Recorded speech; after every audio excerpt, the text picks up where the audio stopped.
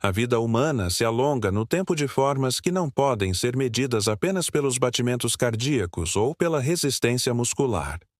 A obsessão moderna pela saúde como um culto de aparência e desempenho ofuscou verdades mais profundas silenciosas, talvez incômodas, mas ainda assim reais.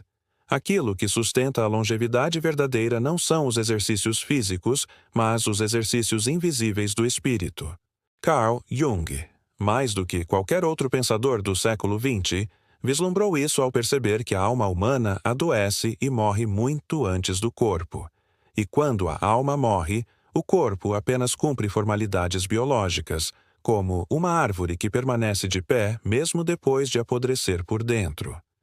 Jung não buscava apenas entender a psique, mas iluminar aquilo que o homem moderno tinha perdido: o sentido.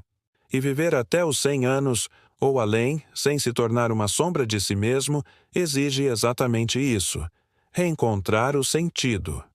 Não o sentido superficial das dietas milagrosas ou dos treinos funcionais, mas o sentido que brota do contato íntimo com o inconsciente, com os símbolos ancestrais, com a jornada interior que poucos ousam empreender. A civilização moderna nos treinou para olhar para fora, para a aparência, para os resultados, para o aplauso. Mas a longevidade verdadeira requer uma guinada radical de eixo. Olhar para dentro. Não é o suor que purifica, mas a lucidez.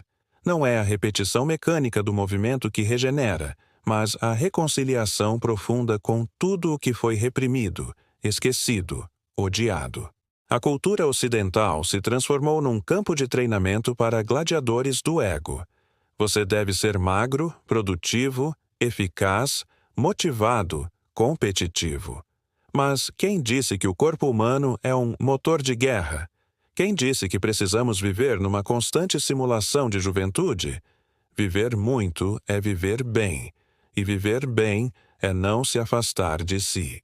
Os que ultrapassam os 90 ou 100 anos, sem jamais pisar numa academia ou contar calorias obsessivamente, têm algo em comum que a ciência ocidental reluta em admitir: paz interior. Mas não uma paz passiva e idiota. Falo da paz que nasce do confronto com as sombras mais densas do próprio ser. Jung chamou esse processo de individuação. Um homem que passa por isso, mesmo que trabalhe no campo, mesmo que nunca pratique yoga, ainda assim viverá mais e melhor do que o viciado em musculação que foge de si todos os dias. Nas zonas azuis do planeta, onde as pessoas vivem mais de 100 anos com frequência, não se vê em academias lotadas ou fanatismo fitness. O que se vê é um ritmo, um compasso vital. Pessoas que caminham pela manhã não por obrigação, mas por prazer. Que se alimentam de forma simples, não por dieta, mas por tradição. Que se reúnem para conversar longamente, não por networking, mas porque o vínculo humano tem valor em si. Essa é a chave. O homem moderno está morrendo mais cedo não por falta de exercício, mas por excesso de angústia. Sua mente está sobrecarregada, sua alma está dividida, seu inconsciente está soterrado sob toneladas de propaganda, pornografia, tarefas e distrações. Não há músculo que sustente uma alma dilacerada. Jung sabia que viver exige um compromisso radical com a própria inteireza, e isso significa acolher os próprios monstros, integrar os próprios opostos, suportar o peso do próprio destino. O homem que faz isso pode até beber seu vinho, fumar seu cigarro, comer sua carne gordurosa, e mesmo assim viverá mais do que aquele que se abstém de tudo, mas nunca mergulha em si. Porque o corpo é um servo da alma. E quando a alma se curva à própria verdade, o corpo obedece. A morte prematura, na maioria dos casos, é apenas a assinatura biológica de um processo espiritual negligenciado. A verdadeira doença começa quando deixamos de escutar nossos sonhos, quando suprimimos nossas emoções, quando nos desconectamos dos arquétipos que nos estruturam. Os que vivem até os 100 anos com uma vida comum não fazem isso porque escaparam das estatísticas, mas porque foram fiéis a si mesmos. a senhora japonesa que cuida de suas plantas, o velho italiano que joga cartas com os amigos, o camponês que reza antes de cada refeição, todos têm em comum um eixo invisível, um centro sólido, uma harmonia com o fluxo da vida. Eles não lutam contra a existência, não tentam controlar o tempo, não precisam vencer ninguém. Eles simplesmente são.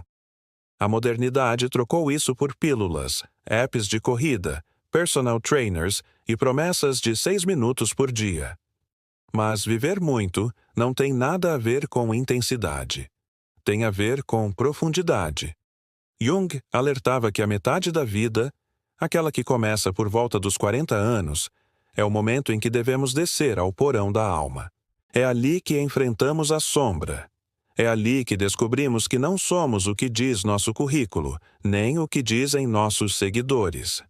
É ali que percebemos o vazio. E somente quem atravessa esse abismo, quem não foge, é recompensado com a sabedoria que prolonga a vida.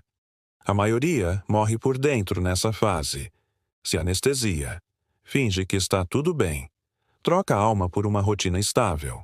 Mas os que ousam descer, mesmo que silenciosamente, mesmo que sem palavras, voltam transformados. E essa transformação, essa alquimia secreta, esse renascimento interno, é o que confere ao corpo uma nova vitalidade.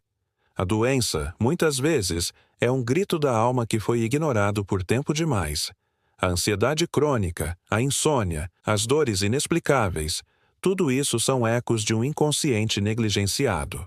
E não há exercício que cure isso, só o enfrentamento, só a escuta radical, só o mergulho.